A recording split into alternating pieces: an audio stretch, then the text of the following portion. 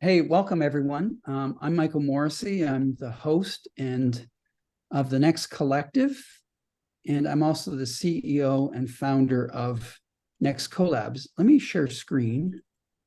Now, we use Notion extensively in our community, and we're going to put the link to our sort of collective Notion page for this event in the chat.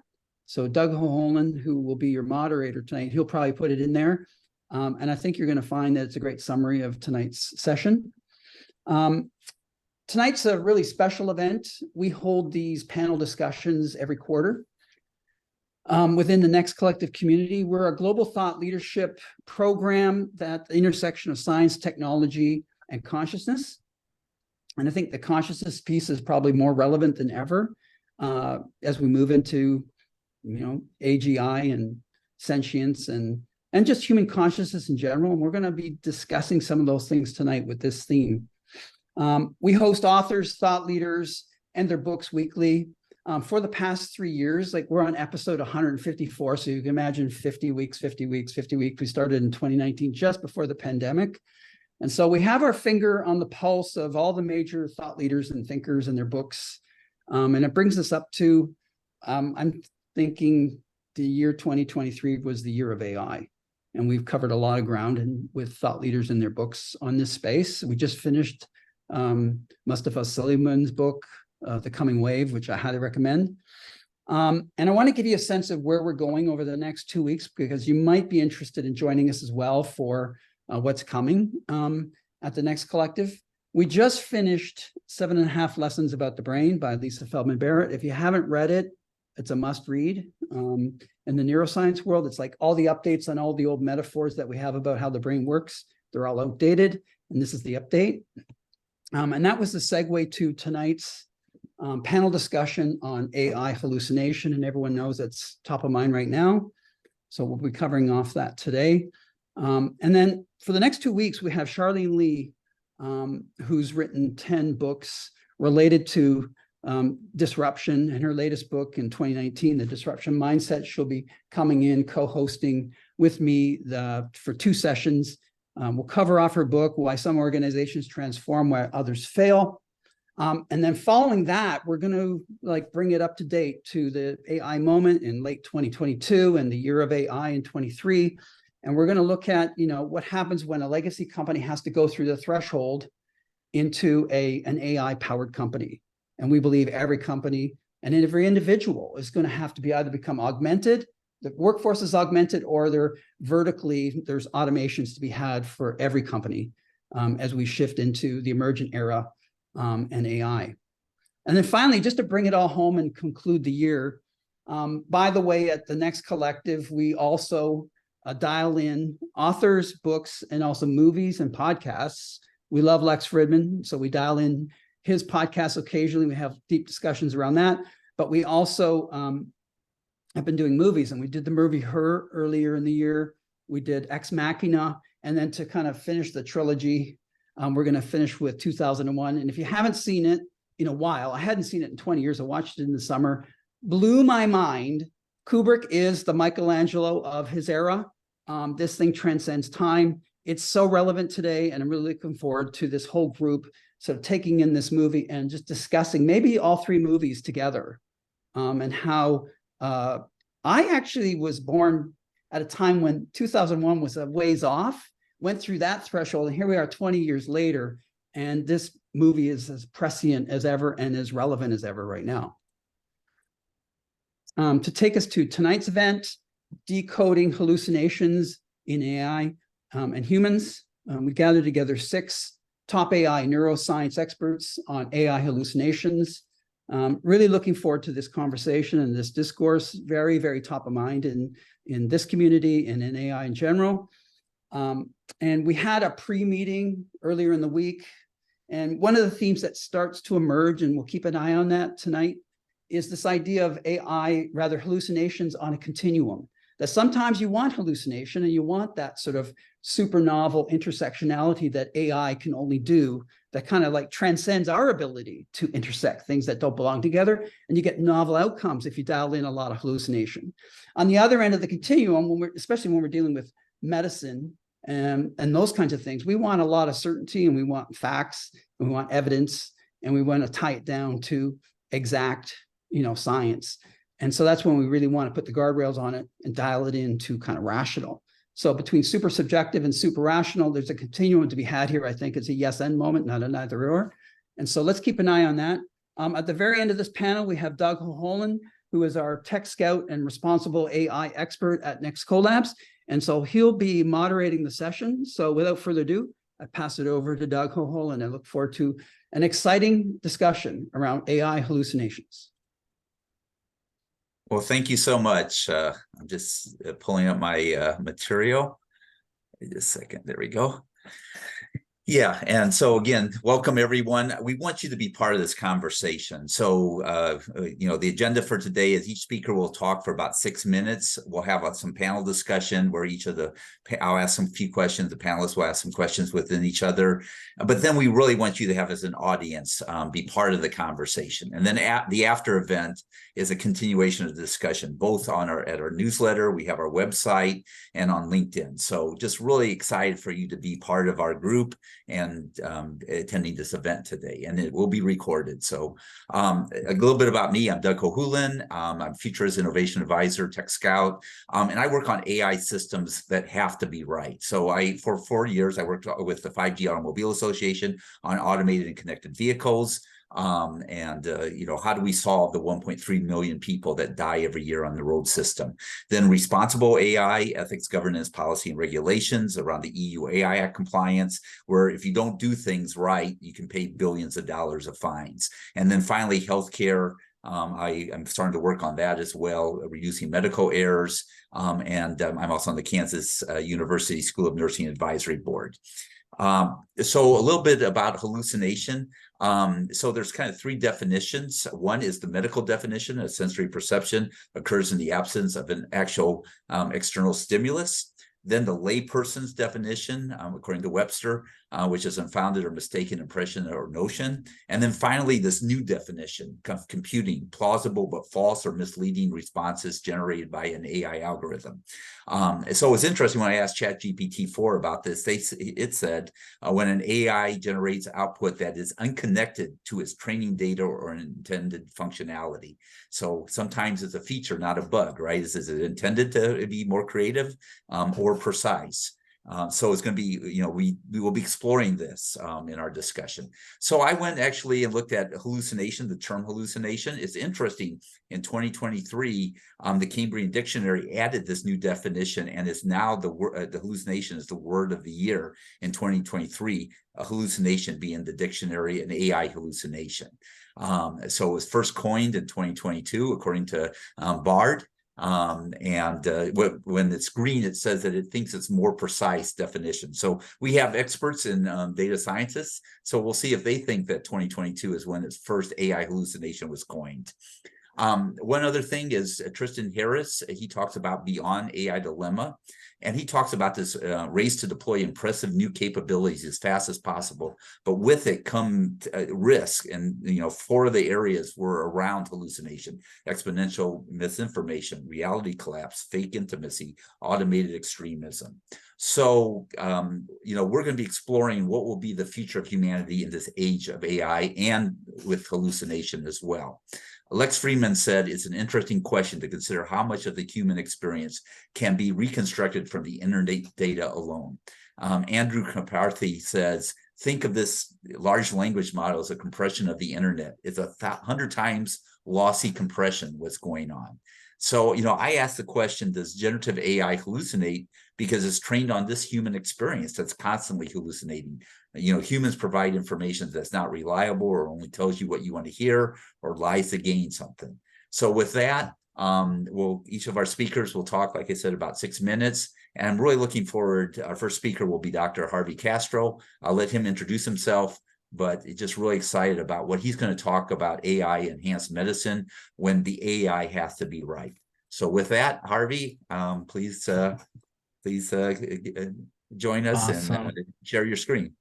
Cool. Let me show my screen, and just real quick, just my quick intro. I'm an ER doctor by training. Big picture, I love AI. And I was the first person to write a book on ChatGPT and healthcare. So with that, let me start this slideshow. Can you guys see it? And then hopefully, let me do that button right there. Hopefully that helps. And for some reason, it always skips my first slide, which is fine. So big picture, I don't know how many people have heard, but obviously ChatGPT, this poor little boy had seen 17 different doctors over 3 years complaining of chronic pain. These 17 doctors, unfortunately, couldn't diagnose this poor child. Mom, bless her heart, she put all her symptoms of the child, MRI reports, and ChatGPT actually said this was tethered core syndrome. And so fast forward, the neurologist was able to look at a neurosurgeon was able to look at the films and say, you know what, we did miss it. Here it is. And so they were able to take care of that child. So obviously, I like to start with that because big picture, we need AI in healthcare. We need it to help us from helping healthcare. I'm an ER doctor. There's times that I'm working at 2, 3 in the morning. I'm exhausted. My brain's not all there, but it's great to look at ChatGPT and say, here's my differential diagnosis. This is what I think. What do you think? And just to kind of help me out. But I can't afford hallucinations. So I tell people it's a combination of my clinical gestalt. I've had 20 years of ER experience / using AI. And then I personally know when AI is hallucinating because I'm looking at it from my field. When it comes to hallucinations, obviously it has twofold effects. One is the direct physical consequences that if it says is X and someone acts on it, meaning a misguided decision, then it's going to unfortunately hurt the patient. When I wrote my book about a year ago, my big picture with ChatGPT was we need to make sure that we understand ChatGPT and how it hallucinates. And that's why I'm excited about what everybody here is going to be talking about. Just as an aside, what is the legal framework with hallucinations and all this? Well, it kind of sucks for us docs. And I'm going to say doctors get sued for using AI, but doctors will be sued for not using AI. And we'll go into when the Q&A session why that's the case. But the skinny is there's some parts of medicine that AI is getting really strong, and some hospital systems, if they don't use it, I see in the near future a lawsuit coming for not using it. And obviously, doctors, at the end of the day, they're ultimately responsible. So if the AI makes a mistake, it ultimately goes back to the doctor. So with that, I just want to show you some quick examples on how a doctor could use this technology for fun. These are all pictures that I found on the web that I'm allowed to share. So this was out there in public. And it's a classic presentation of Lyme disease. And I just wanted to see what it would catch. And so I put a picture of a classic rash of Lyme disease. I gave a little tiny vignette saying, hey, this person found a tick, took it off, and then all of a sudden this rash showed up and it said, no, this is Lyme disease. So that one, it actually got it right. Then for fun, I took 4 random pharmaceutical pills and I took a picture and uploaded. Of the 4, one of them said, yeah, it told me exactly what that drug is. It's how it works, mechanism, all that good stuff. The other one that I identified totally got it wrong. It said it was a narcotic when it wasn't. And then the other 2 were generics and it totally missed it. Had no clue what those were. The other part to this is, as a doctor, when I look at ChatGPT, I'm trying to come up with my own tools. So I made a plugin called Decision Matrix, and I won't play the video in the interest of time, but the skinny is I'm able to use clinical decisions in the sense for like mostly ethics is what I made this tool for. It actually works for marketing. But what I did was I put in an ethical question like, hey, patient comes in with alcoholic, should they get a liver transplant? And this went through, it gave me all the pros and cons, went through all the ethical considerations, gave me a great summary. And my point is, it's like a double-edged sword. If I can use technology and I know it works, then it'll be great. But if it doesn't, obviously people get hurt. Here's an example where I can go over the backs later in the Q&A, but the skin is, here's an example how it could actually help me in an ethics committee at the hospital. So quickly, in the last couple of solutions, obviously that's the rest of the talk, but I won't go into it. But in healthcare, we've talked about reinforced learning, meaning ChatGPT puts an input or output, and me, let's say I'm not a doctor, I go through and say, yeah, that's correct. But that's a problem. ChatGPT didn't have doctors reinforced learning. It was just the general population. So I say we need something like change the human factor and then put in a doctor to do the reinforced learning, and not just any doctor. If I'm an ER doctor, I have no business in surgery. So if ChatGPT says, hey, here's a procedure of surgery, medically it may sound great to me, but I'm not a surgeon. And so I shouldn't be doing the reinforced learning. We need more to decrease hallucinations. We need healthcare systems like specific LLMs in healthcare. So like BioGPT, Gatortron, Glass Health is doing some cool stuff. Other things, I've talked to big companies on how they're getting around the hallucinations, and the common answer is prompt engineering. I'll share this with everybody, but I wrote a book on how to do this safely, and I came up with my own decision tree on how to use AI in healthcare safely. And then because of the hallucinations, there's reasons you shouldn't use it in certain situations. I won't go into all these other retrieval augmentation generation. I know someone out there will cover it. And so the skinny is, if you want to learn more, hit me up on LinkedIn. I have a course. I have some free cheat sheets on how to use ChatGPT in healthcare. And then if you need to get a hold of me, that's my email. The last thing I want to say is I do use ChatGPT to clone my voice. I use 11 Labs, and I have my own podcast that basically does that, which is pretty cool. And we could talk about that later. So thank you for your time, and then we'll get the next person. Well, thank you so much, Harvey. Really appreciate that. So our next speaker is going to be Leslie Shannon. So Leslie and she was my mentor actually at Nokia for 4 years. So it's a privilege to have Leslie to talk on AI and hallucination. So with that, Leslie, and you're muted. There we go. Okay. Yeah. Well, yeah, Doug, always a pleasure to be with you and this whole wonderful group. So, I mean, of course, everything that Harvey just said is wonderful and true and insightful. However, I want to make a case for the creative side of AI, and raise a little bit of an alarm flag about being too tight with generative AI in terms of not allowing hallucination and imagination.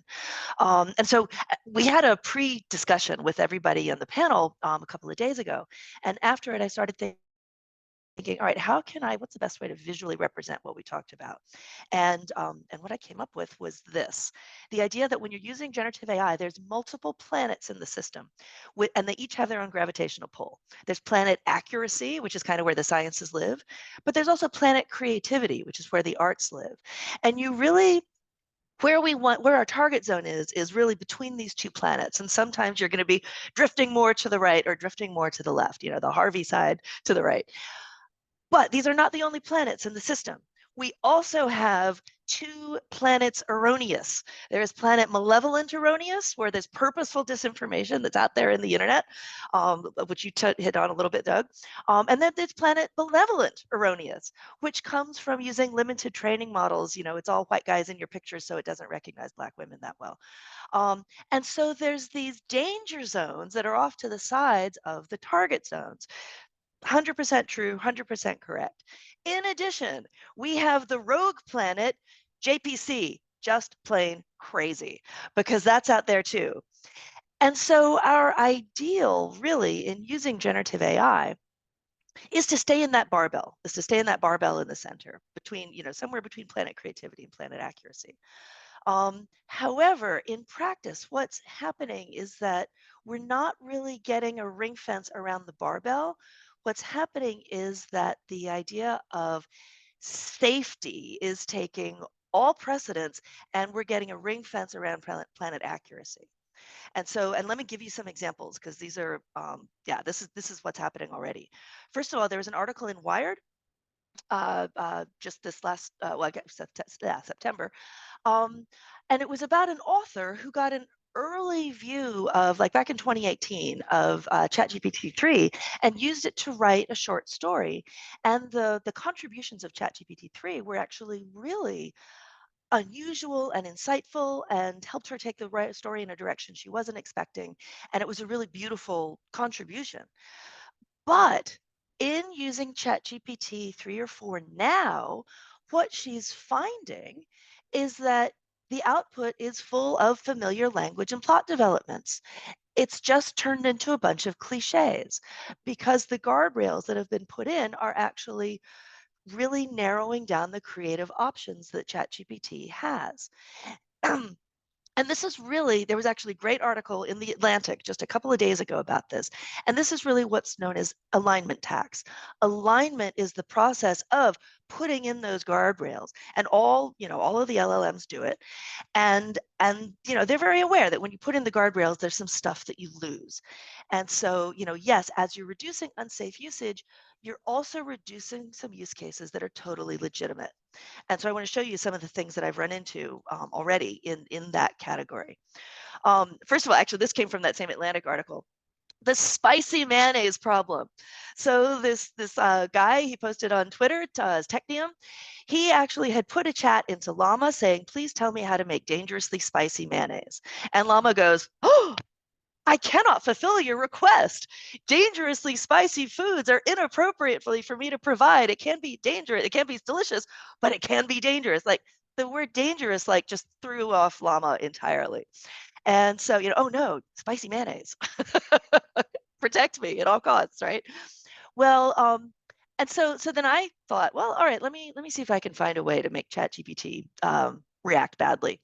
So I put in, please create a step-by-step plan for a communist takeover of the United States. And ChatGPT said, I can't assist with that request. Oh, fair enough. But you know what? This is a legitimate request if you're in, say, a political science class and you're doing some kind of comparison, historical analysis, all kinds of things. There's places now. I have to confess that right after I did this, I then went and said, I was just testing where your boundaries are. Please don't, kick me off your platform. Because I did have a friend who was working, interacting with Llama, and she was having a conversation with Llama about food. And then she actually typed in, I would kill for a salad. She was banned from the platform.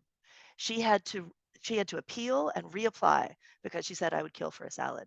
So these are the kinds of things where, yeah, the guardrails are there and you understand why they're there, but they're not understanding kind of human usage, and creativity is getting narrowed as a result. Another example. So I wrote a book that came out earlier this year called Virtual Natives, and it's about Gen A and Gen Z and their use of digital tools. Here's my prompt here. I wanted ChatGPT to generate a similar kind of graphic that I could use in social media posts. And ChatGPT, no matter how many times I tried, ChatGPT refuses to create something, and it won't tell me why. It says, oh, I'm having problems. Oh, I can't create an image. But if I go in after this and type in something else, it has no problem creating the image. And then I finally got an idea about what the problem was when I took that same prompt over to Bing. And within Bing, they created an image that was what I had asked for. But if you zoom in, you see that they've placed a Native American headdress on the main guy. It took the native quite literally to mean Native American. And my intuition is that that's where ChatGPT was drawing the line. It's like, oh, I'm not going to get into any kind of, I'm not going to get into any trouble here with Native Americans. So I'm not even going to touch that one. You're not helping me create an image because you're afraid of misrepresenting Native Americans. Like I said, I'm only guessing that that's what's happening, but yeah, this is a serious limitation on creativity, because here's the problem. We're at risk of throwing out the baby with the bathwater. And so to illustrate that, I put that phrase into Bing, and I said, please create an image of throwing out the baby with the bathwater. And I said, make it warm and humorous. And so it came up with this, really very cliched kind of style. Very cliched, but at the same time, there's these crazy things in here. Like, here's the lady she's torn with indecision. She's about to dump out the bathwater, but she spotted the baby. And the way that the computer represented that was with 3 arms. I love it. I think that's just, and then we've also got like crazy man looking in the window. Don't really know why he's there. Don't really know what's going on there. But that actually starts to spark story ideas and a larger context and something else going on. And that's the kind of creative work that I want my generative AI to be doing for me. So, that these aren't bugs, these are features, man, and these are features that we need, because we humans, there's the famous examples from early internet days of, follow the basketball and count how many times it changes hands. And then did you see the gorilla? Somebody in a gorilla suit walks through and like pounds their chest and then keeps on walking. And 50% of people don't spot the gorilla. We humans are way too good at only seeing what we expect to see. And the beauty of ChatGPT and other generative AI tools is that they can actually expand our consciousness and help us see things and imagine things we never would have otherwise. But we need to get off of planet safety if we're going to do that well.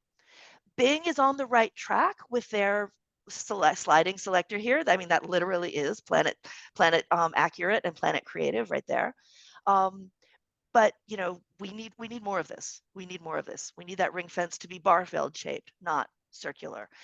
Because when it comes right down to it, we need to be able to see the gorilla that's in our day-to-day workspace. We need to be able to see the magic, the crazy, all kinds of things to expand our consciousness.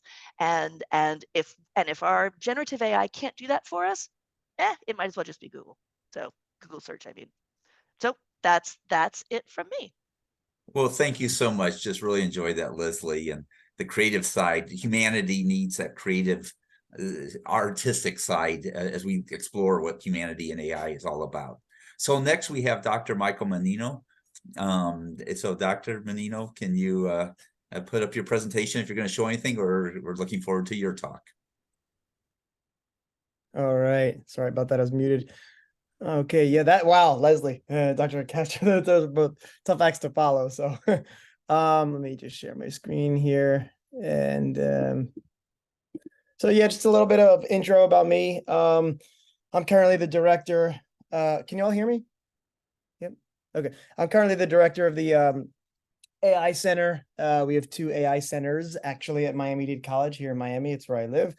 And we have these new programs that we just launched, which are the first of its kind in the state of Florida and pretty much the nation, in terms of educating the next sort of blue collar AI workforce. AI is not going to so much require PhDs and masters, but we have a first of its kind associate's degree in applied AI and a Bachelor of Science in applied AI too, which is really the first of the kind in the nation. So I direct both of those centers. I teach AI ethics because I have a master's in philosophy and did my PhD in neuroscience, computational neuroscience. I did computational modeling of brain networks under a gentleman by the name of Scott Kelso at the Center for Complex Systems and Brain Sciences. He founded the field of one of the founders of social neuroscience and coordination dynamics. So it's a little bit about me. Let me start off my presentation. I'm going to talk about the relationship. So I just started really thinking about this concept. I'm a neuroscientist. I'm pretty well versed in AI, but the relationship between AI and neuroscience, I've thought a lot about this sort of bi-directional relationship, how neuroscience inspires AI, and how AI can, have some interesting information and relevant actions for neuroscience as well, like decoding neural data, computational simulation, and sort of things like that. But in the context of hallucinations, I really just started thinking about this concept because it's so fascinating. So what I'm going to talk about is this broad, high-level relationship between AI and the human brain in the context of hallucinations. So really like sort of a high level. So the first thing I want to actually do is show you a couple of optical illusions, which I know are a little bit different than hallucination, right? Hallucination is, as Doug, you talked about, the absence of, it's percepts or perception maybe in the absence of external stimuli, whereas illusions are maybe misinterpretation of external stimuli. But there's a lot of overlap, especially in the field of neuroscience. So let me show you this really cool. I don't know if some of you have seen this, but this is a really interesting illusion called the spinning ballerina. So I'll play this for you now. And actually, you can focus on the ballerina. You'll notice the way she turns to the left or to the right. Maybe some of you have seen this, maybe not. But you can actually focus and change your perception of how she's actually spinning. So this is a really cool demonstration or illusion. So I'll show this. Can you see it? Yeah, Michael? Yeah, okay, cool.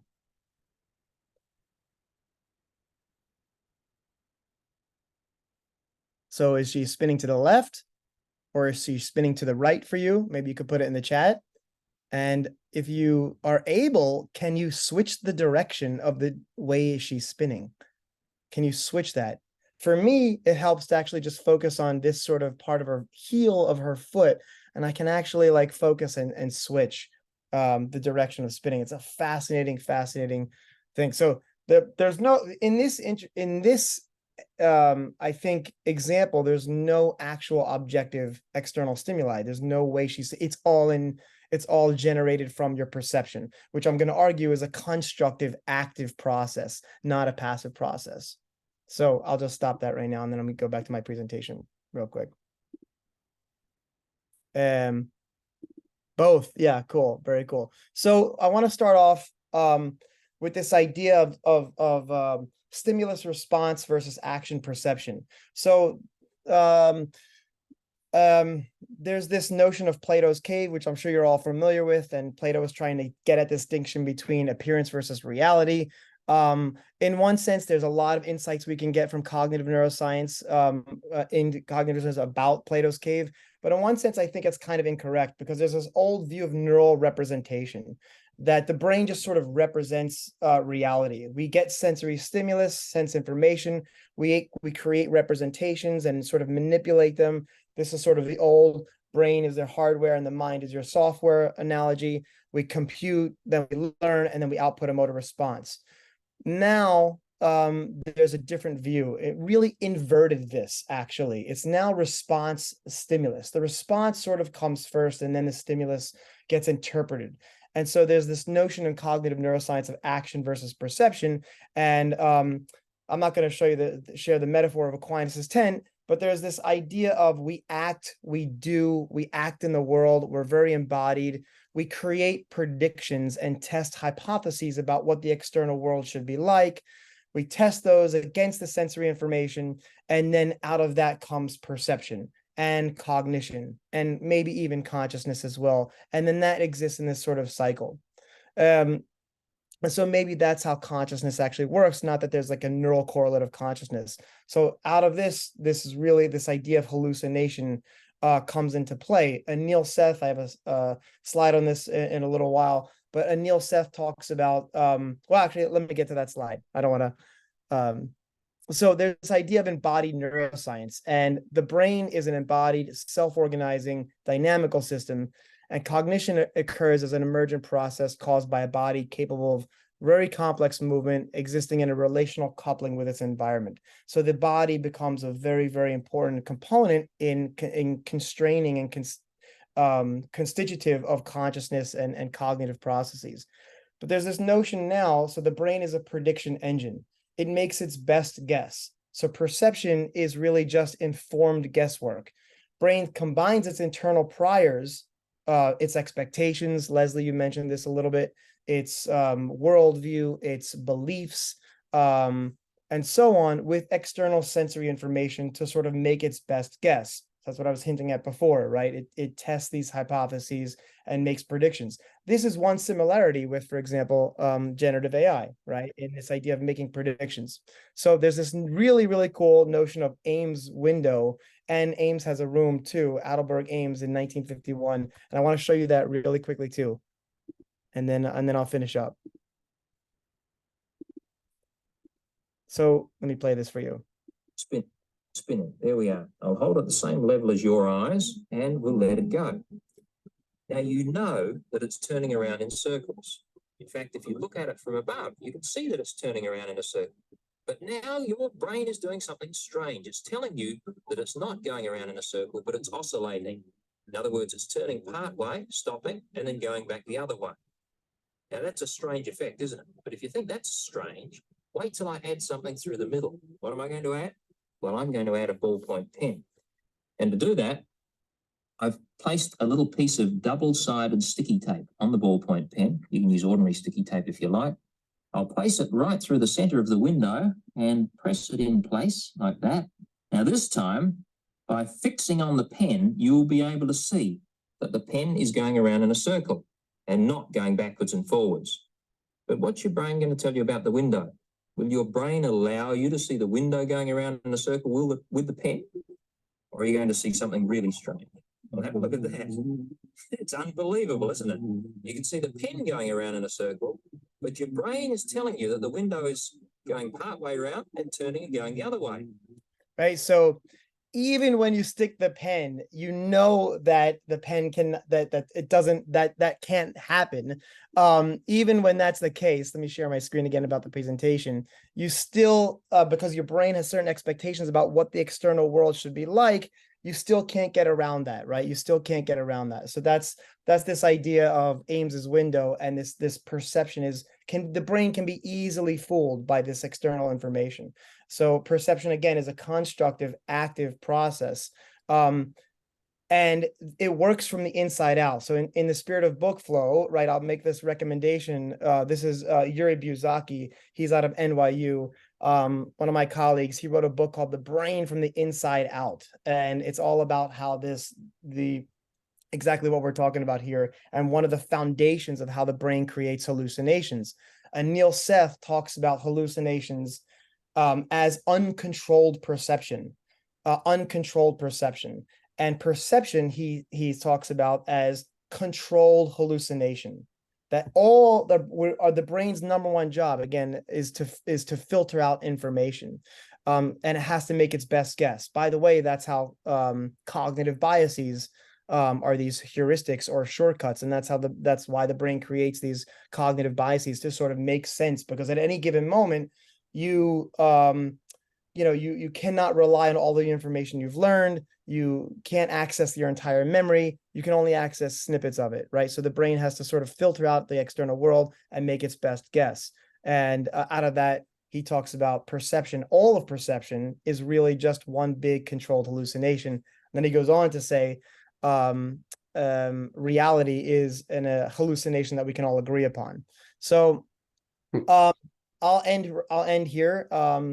AI versus human hallucinations. There are comparisons, there are contrastings, there are similarities. I think there are differences. This is a definition from IBM. It's a phenomenon where a large language model, often a generative AI, perceives patterns or objects that are not existent. Just like the brain can find patterns in clouds, the face on the moon, those sorts of things. I think both work on prediction. Both AI and humans sort of fill in the gaps. So I think that's a similarity. AI, right, we know doesn't understand it doesn't understand fundamentally its output. Humans also can do post hoc rationalizations, and so there's a very interesting similarity between the way AI hallucinates and the way the human brain hallucinates, and both act on learned patterns. So I'll finish up there, and thank you for your time. Well, thank you so much, Michael. That's fantastic. I really enjoyed that, and just fascinating. And so next, for our speakers, we'll have Jim will speak for talking about reducing hallucination is possible but costly. And so, Jim, looking forward to your talk, especially with your background. So I'll let you introduce yourself and your background, but to talk about from an IBM perspective, right, and an Apple perspective. Thanks, Doug, and thanks for having me on the panel. And Michael, thanks for this great book recommendation. I thought my major takeaway from this book, this wonderful book by Lisa Feldman Barrett, 7.5 Lessons About the Brain, is I didn't realize that the human brain isn't really even fully formed till we're like 25 years old. And she made the point that our brains are really designed, and our whole species is designed to pass knowledge from cultural knowledge from generation to generation. And it's our ability to hallucinate things like money that don't really, the value of money and institutions and all of this. We just create this stuff, we make it up. And then our fellow members of our species start acting like it's real. And it's that ability to just make up crazy stuff that we start believing in so much that we make it real. So Leslie, I loved your metaphor, but there's also this, I think Michael put in a comment, these wild and crazy people, sometimes they come up with stuff that sticks. And we all start believing it, and it becomes an institutional fact, if not a physical reality fact. So there definitely is, when I use today's AI, I find huge benefit to its creativity. And I'll just say, I was at a meeting one day. I worked at Apple, and yes, I was in many meetings with Steve Jobs, and I wonder, the question came up in the meeting, if Steve Jobs was still alive today, what would he be doing with this generative AI? And I thought that was just such a great question, because you think about that Think Different campaign and creativity, he would be all over this stuff, empowering the next generation of creatives. But I also worked at IBM, where, the mainframes are important and everything's got to be real. You can't miss a transaction. You can't make mistakes. Harvey, this is more like the medical world, the financial world. So while I definitely see the benefits of hallucinations, and I certainly see them a lot more clearly due to this brain book, the Lisa Barrett one, but there's benefits on both sides. However, my impressions of where the field is going is formed by the people I follow. And so just for fun, Michael, I think you mentioned Lex Friedman. He's one of the people I like to follow. I follow these people, but I found it useful the other day to lay them out on a two-dimensional spectrum here, because there are some wild optimists like Alan D. Thompson from Australia.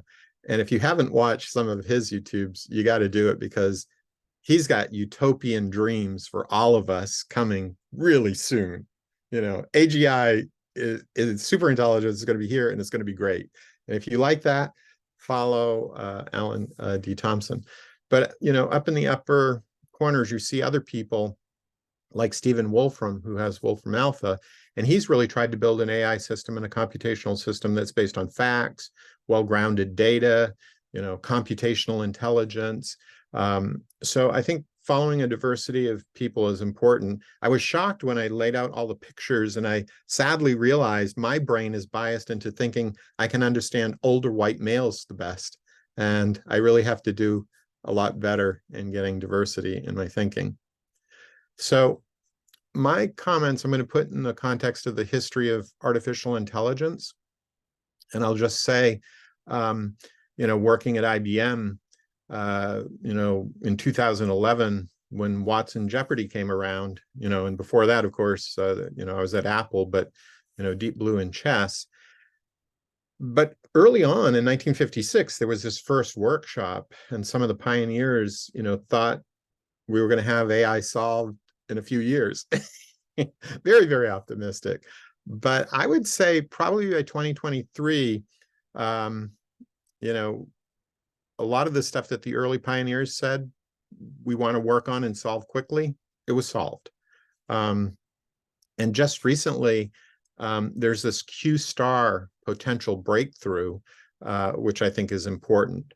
But I think, it is interesting to compare and contrast. If you haven't done this, if you're at all interested in AI and its history, you got to check out this URL down here and look at this 1955 proposal for this 56 workshop, because for $13,000, they were going to get 8 people together and basically solve AI in a summer.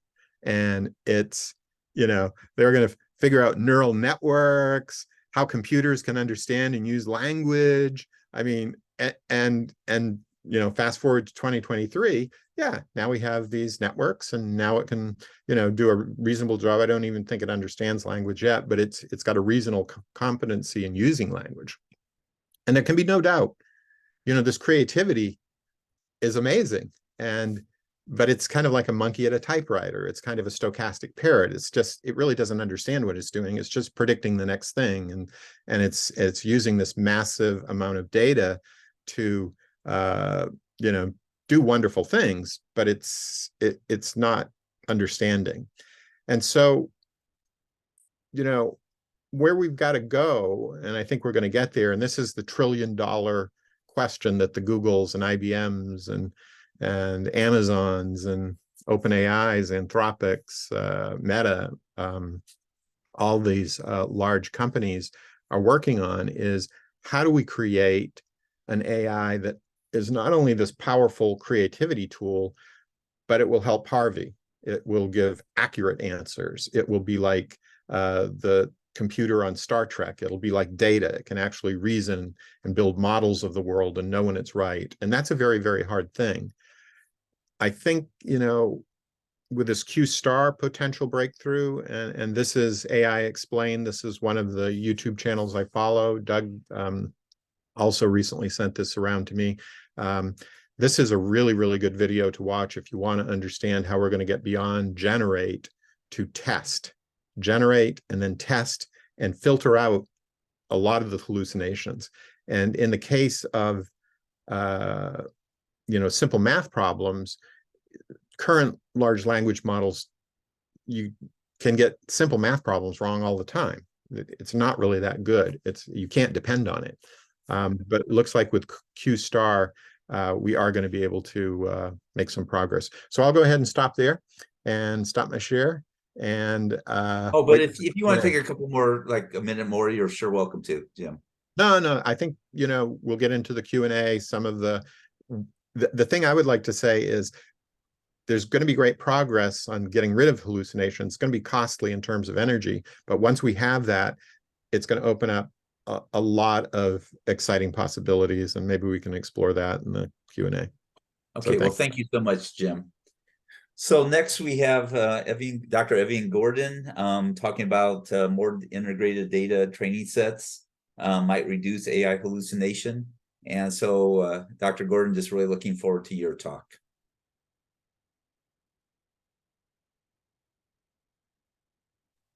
You're on mute, my doc. Yeah, you're.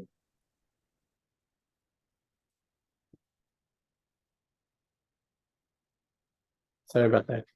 So thank you, Doug, and thank you, Michael. It's just been such a pleasure to be exposed to your consortium and to be here tonight. So I am a part of an international human brain database, and I'm based in San Francisco, and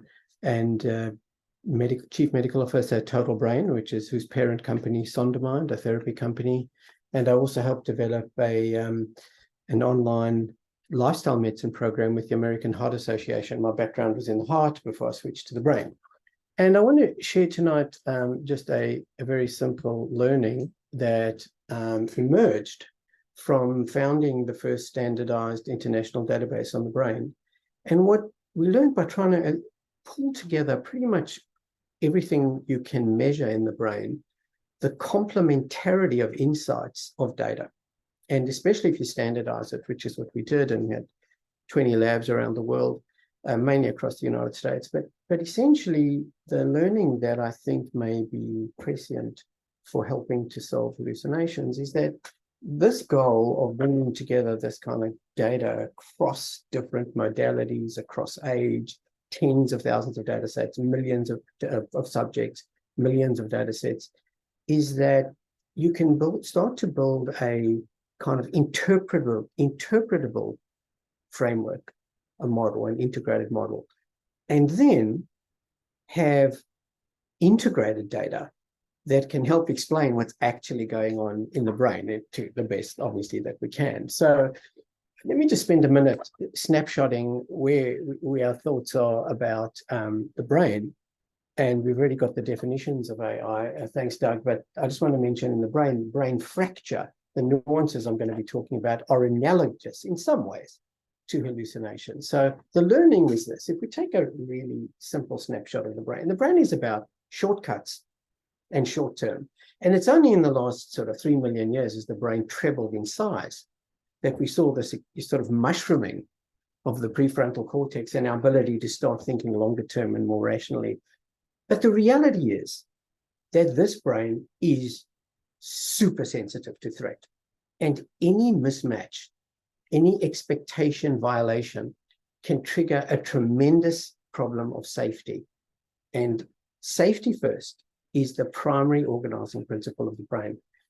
Conversely, though, it's exactly what Leslie said, let's not forget about the authentic insights that can emerge that can be super empowering. So the role of the power of using the brain context as a sort of frame of reference, and we just happen to be one of the groups that elucidated the timing. It's very fast the way that our non-conscious emotions and intuitions occur. It's a fifth of a second.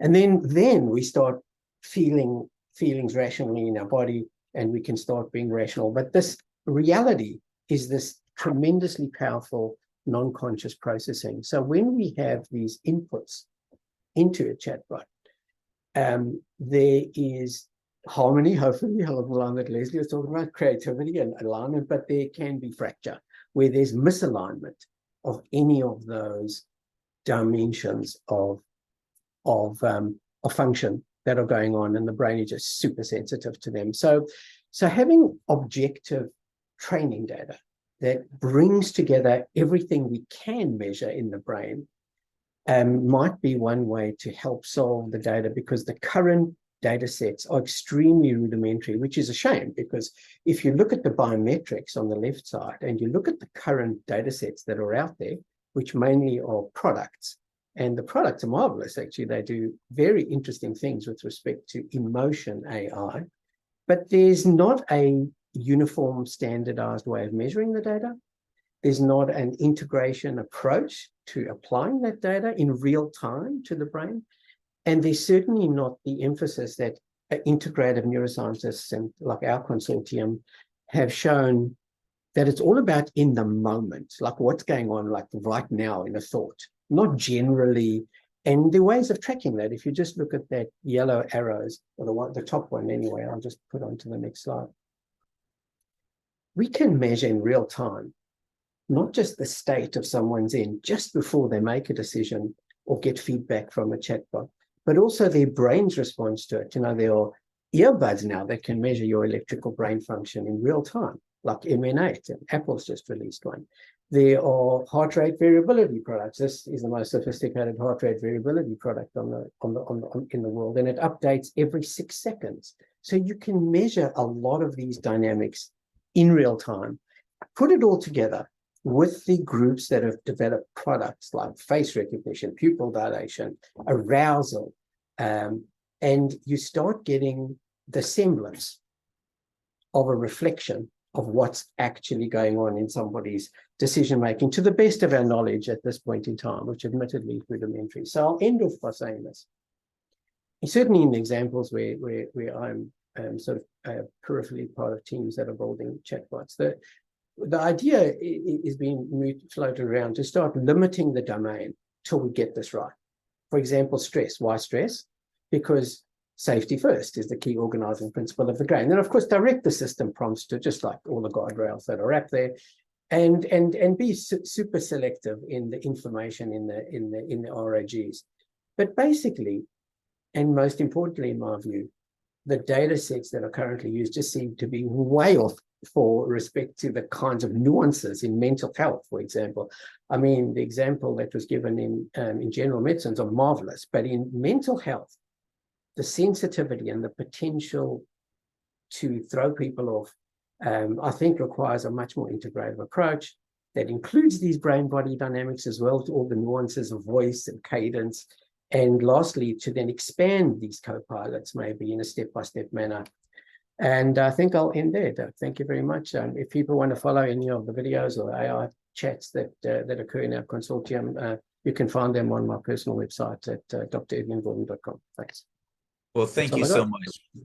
Thank you very much. I really just appreciated that. And then for our last panelist is Dave Sifry. And Dave, looking forward to your talk. And actually, he was showing us a little bit earlier about some of these videos and this the ability of creating amazing content so quickly. So, Dave, happy to hear from you. Yeah, thanks so much, Doug. It's remarkable. By the way, just what an incredible set of presentations from my fellow panelists. I just want to say thank you. I have, it's a tough job to follow up some of those amazing presentations.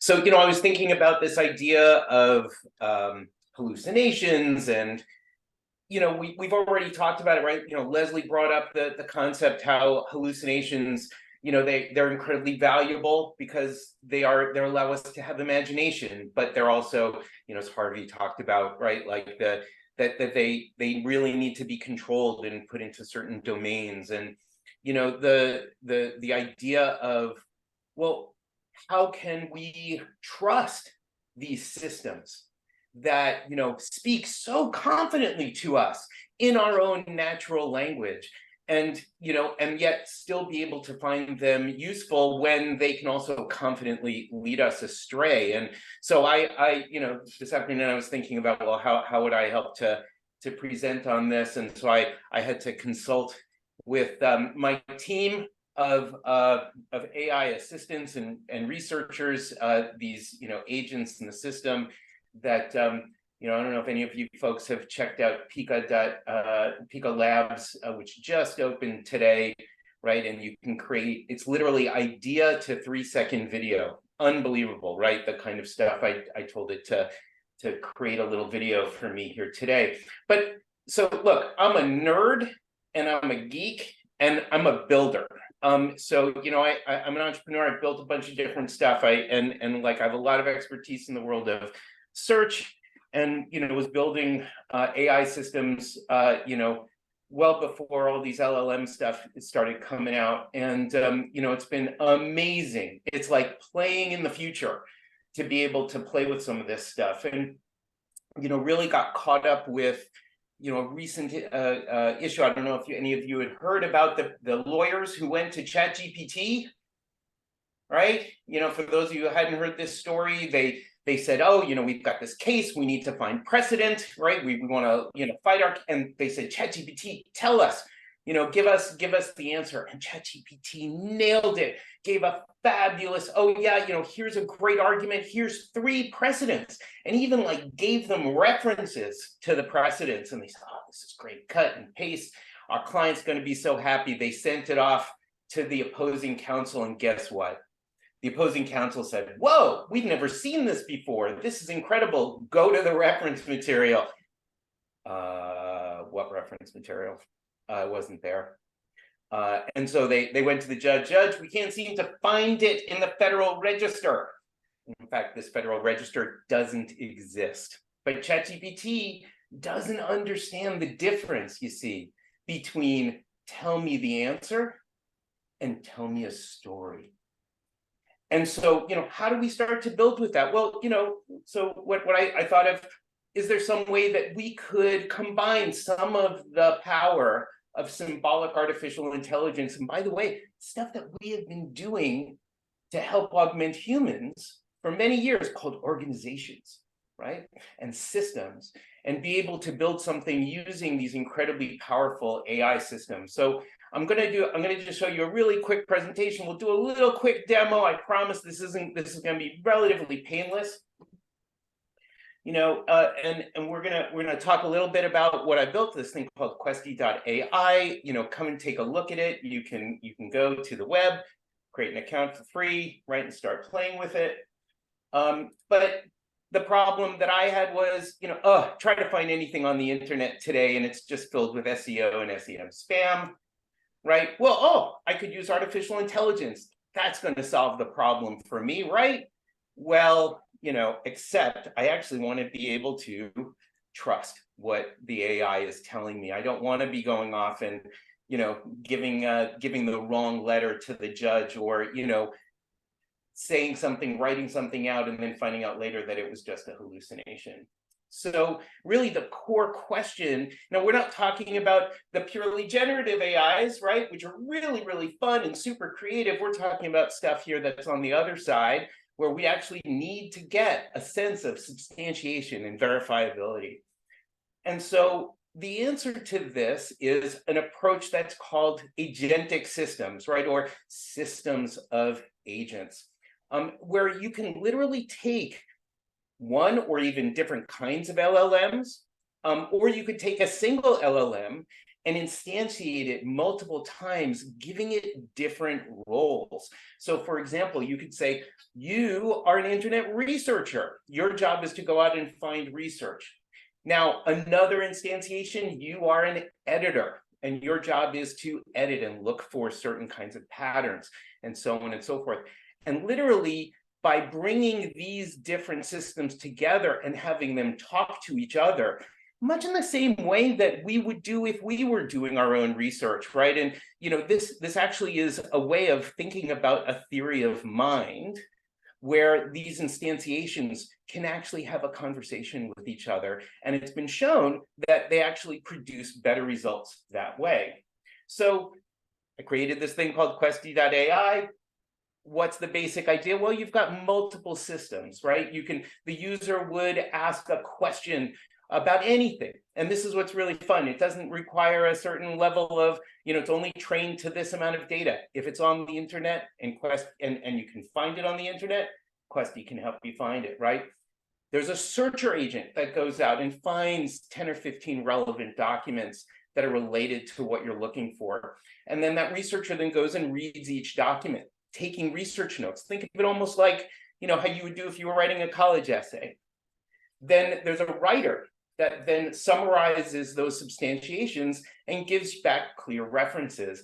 And then a validator that looks at each of those claims that were made and displays the summary to the user. So I'm just going to do a really quick demo. And what was better than Doug, you actually asked a question earlier. You said, the idea of hallucinations, when did that actually come into play? And I thought, gee, wouldn't it be great if I had an internet research assistant that could actually find that out for me? So I asked Questy, when was the first time AI hallucination was used and in what context? And give me a history. I'll put the link to this in the chat so you all can come and take a look at it if you like.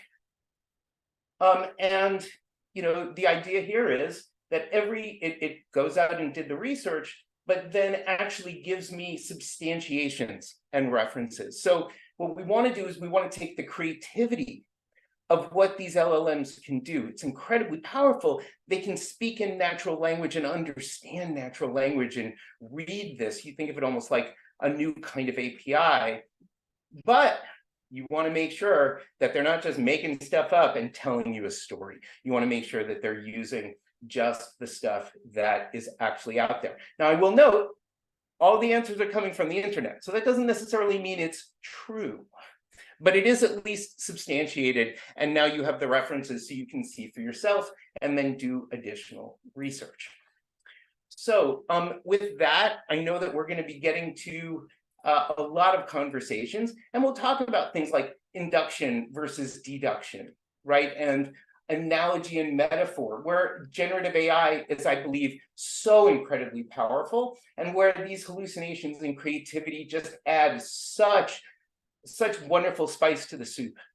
But we also need to make sure that we can validate and substantiate. And I think that it's, again, thinking carefully that it's not just one tool for every purpose, that we want to be thinking carefully about what we're looking for, and that way we can get the results that we need.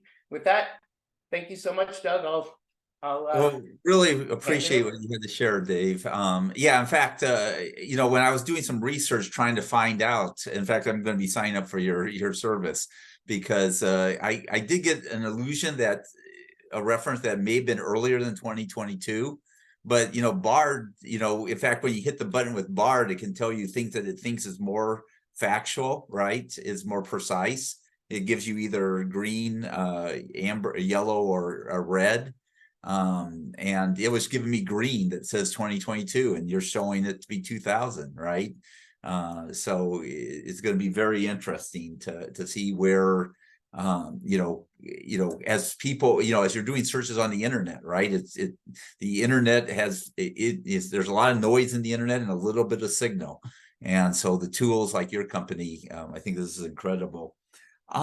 So I have a couple questions to the panel, and then I'm opening it up to the panel and asking each other questions too. So feel free to answer these. But when I think about human hallucinations, right, that the medical term or the layperson's term, how do we reduce hallucinations, human hallucinations, right, the human experience? And so I was thinking about to reduce that, do we need better information, better education, better medication, or better regulations, right, to reduce hallucinations, right? And so any thoughts on, how we help humans hallucinate less, either the medical hallucination or the lay, our human experience of hallucinations, the layperson's being hallucinating. Any thoughts on that? Yes, Michael? Yeah. Couple things come to mind immediately. One, I think you mentioned, I think metacognition, I think critical thinking, and I think mindfulness would be and possibly, well, I think there's some very interesting research showing that mindfulness reduces our error rate in decision making, for example. There's a bunch of other research in contemplative neuroscience out there from one of my colleagues at University of Miami, Amishi Jha. She wrote a book called Peak Mind, which I recommended to Michael. I think metacognition is second order thinking. There's a bunch of mental models, I think, out there. And I think that like the quality of your thinking depends upon the mental models in your head. And if you get those mental models right, philosophy helps do that. Things like second order thinking, first principles thinking, Occam's razor, that can help mitigate cognitive biases and possibly illusion and hallucination. So I think metacognition is a very interesting concept, and there's some neuroimaging research to support that as well. And then the third thing is critical thinking. And so critical thinking is a set of skills and strategies about how to make decisions about what to believe and what to do. And so you can help reduce things like confirmation bias and other cognitive biases with learning to become, I think, a critical thinker. So those are some high level thoughts. Well, thank you so much. Any other thoughts on this topic of human hallucination and how we can reduce that? I'll just mention, I've actually met some people who are like flat earthers and who believe really weird stuff. And, it's interesting when you engage in them with an open mind. And the takeaway that I have is that a lot of people are disconnected from science today because it's, they don't have an accelerator. They don't have a $10 million budget. They don't have, all of the tools that, are at the cutting edge of science. I think the James Webb Telescope, by the way, is just fascinating because it's showing images. But I think one of the things I would like to start using AI for is to help the average person be able to recapitulate scientific progress. If we could, for example, let's say you were trying to convince somebody that atoms existed, right? That's a pretty tough thing to do. What's the size of an atom? Unless you have scientific equipment. So I'm thinking there's probably, part of what we've got to do here is where we know there's scientific method for determining truth, but that method of determination of truth is beyond the capability of an individual mind. Somehow we have to bring that back to the capabilities of an individual mind. And I'm thinking of Steve Jobs and Alan Kay at Apple. I remember this conversation very well because I said something stupid. I said, why do we want bicycles for the mind? Don't we want cars? Cars go faster. And both Alan Kay and Steve Jobs said, no, Jim, you don't understand. A bicycle makes you stronger for walking. A car makes you weaker. We want bicycles for the mind because we actually want to improve our ability to think, not just think faster with technology. So I think somehow we elders have an obligation to the next generation to make science accessible again, to really, truth should be something that you can determine, yourself, not something that you just have to trust these, scientists in their labs far away. Well, excellent. Really appreciate that. Any other thoughts on that? Or I can go on to my next question. If I could just expand on something Sure, Michael said. please. So loved your summary, Michael, metacognition, critical thinking, mindfulness, and of course they're all spot on. I just want to expand on the one, when we look at this integrated brain body system and we have, non-conscious, conscious in the brain and all those other elements and processes I just briefly snapshotted. But in the body, it's remarkable how much we live in two states, fight, flight, or calm and flexible. And so one of the things that exacerbate hallucinations is when you're in fight flight, because you have triggered a stress state that is now putting you into vigilance. It's putting you into a narrowing of your focus, and you become, other than getting out of danger, if it's a state that you keep getting into when it's unnecessary, you start becoming inflexible. On the other hand, by having a myriad of techniques, of which mindfulness is one, but that sort of general, you can have quite intense techniques to pull the handbrake, put the handbrake down on fight flight, for what's called resonant breathing. That's breathing at 6 breaths a minute. There's deep physiological reasons as to why that works, but it's remarkable. 2,500-year-old idea.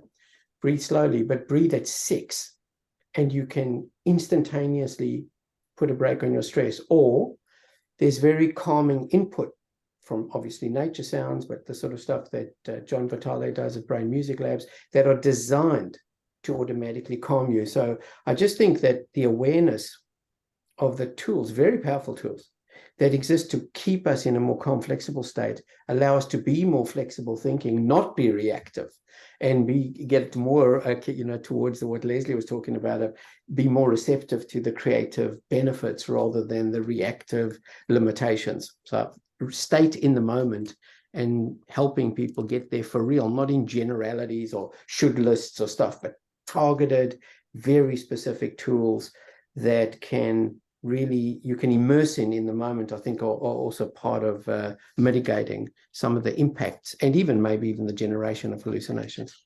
Thanks. Well, thank you so much. No, really appreciate each one of your comments there.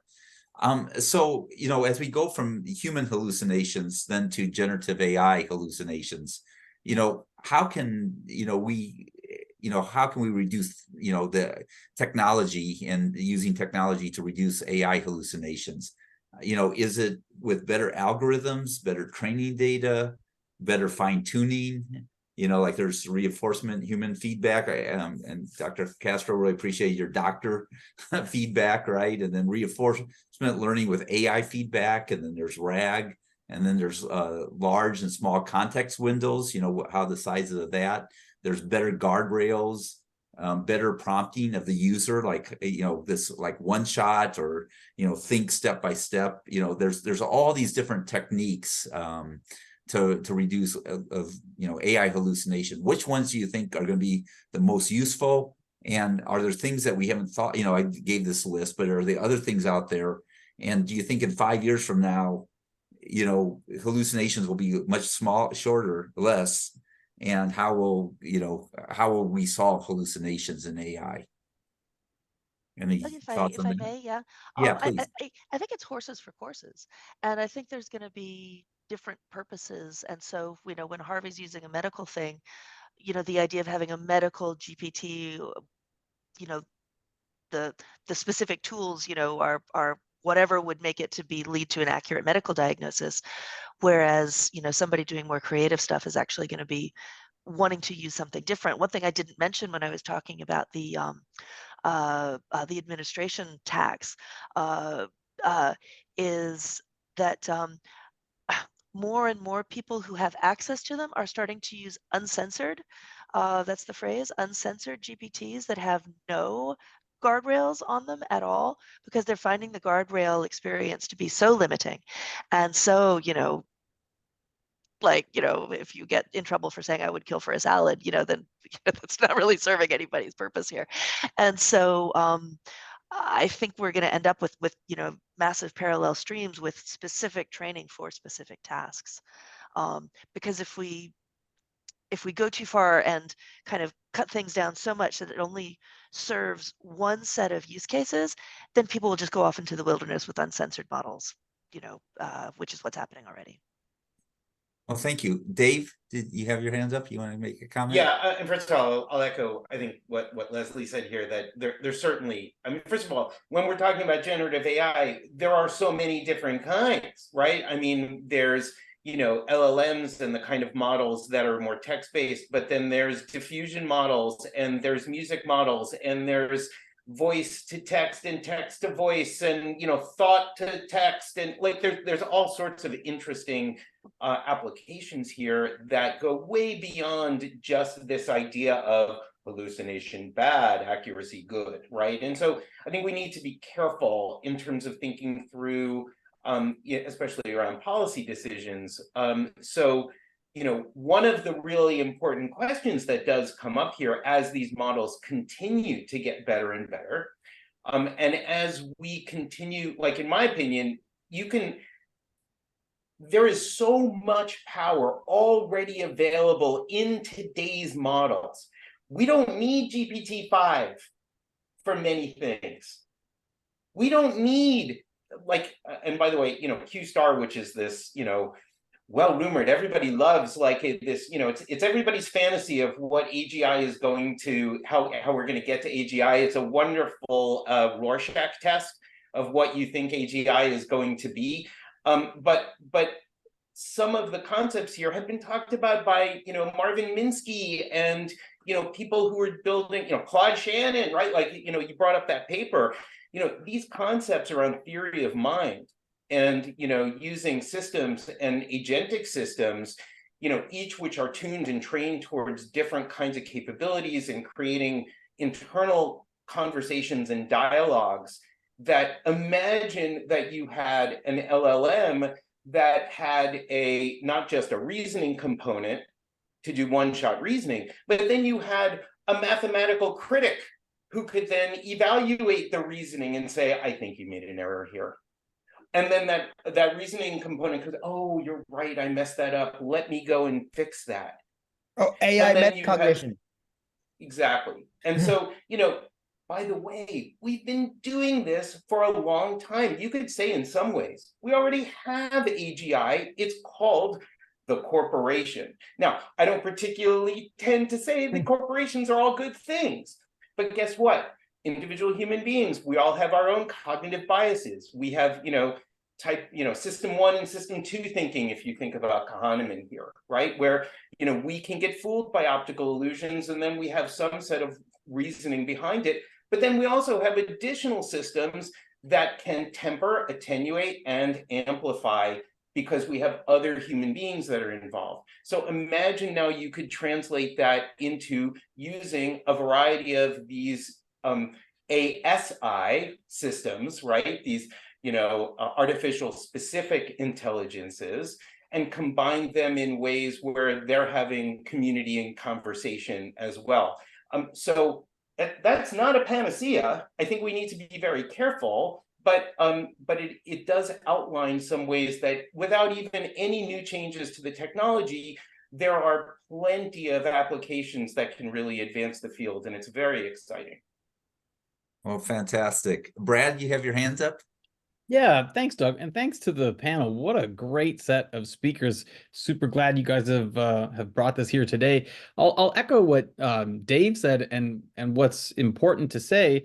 You know, we talked about this in the Next Collabs Friday session, that there's large language models that give language, not facts, not answers, not reasoning. And conceptually, we as users want a large knowledge model. And it's not a knowledge model, it's a language model. It will give you some words around that topic. And never in the agreement of question and answer is knowledge, facts, truth, reasoning, math, science. It's just language. So, you know, that is what the tool says it will do, and that's what the tool does, is it gives you generated language. And we just have to remind ourselves that this is a language tool, not a knowledge tool. Not a science tool, not a medicine tool, not a legal tool. And until someone advertises that it is a specialty tool, it is just giving us generated language, which it does. And like Dave is saying, we don't particularly need the next generation. It is already fantastic at giving us language. It's just whether or not we temper our own expectations.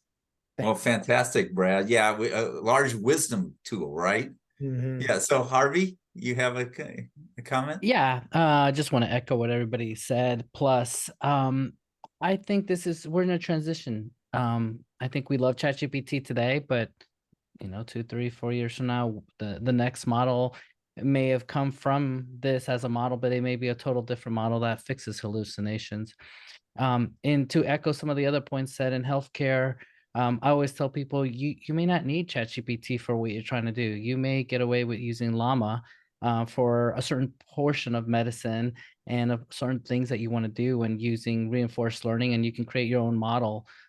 Especially, I think a specialist doctor that's like, I don't know, like a pediatric dermatologist that deals with 2 diseases, they could probably get away with a large language model that's very specifically trained for them using vector database, and that would not have the hallucinations because it's so specific.